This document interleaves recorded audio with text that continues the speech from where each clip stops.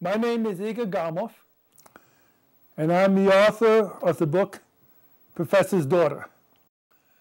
I have a number of students who I discuss my ideas with, and I would think I would create a daughter, and a fictional daughter, and I would, one evening, spend 2 or 3, 4 or 5 hours telling her about my episodes of doing what I did as a youth.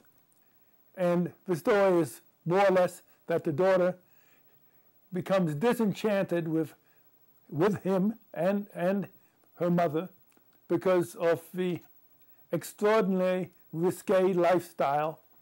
And the whole book concerns how the daughter deals with her unhappiness, with the tension of her relationship, and finally the acceptance of her family.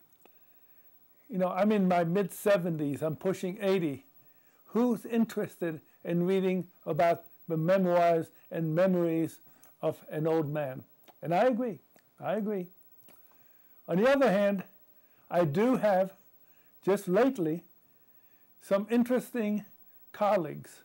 In fact, one of the more interesting ones is a man named Casanova, who lived 100 and some years ago. And he wrote his memoirs.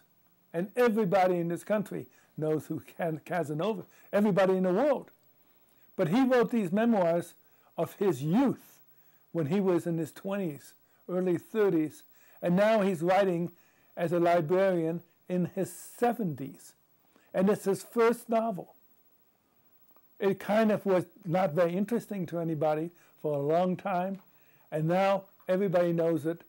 And just recently, this last year, there was a premiere of a Casanova sort of memoirs called Casanova at Daylight. So he's become very famous because of the pennings that he had done as an old man. Another one of my favorite movies is called Jules and Jim. And Francois Truffaut made the film. But it was interesting for me to learn just recently that it was in the 50s when Truffaut was in an old bookstore looking at old books, used books, and he found a book called Jules and Jim, written by Henri-Pierre Rocher. Rocher was also in his 70s when he wrote this book, and it was about his adventures with his friend and their mutual lover back in the First World War.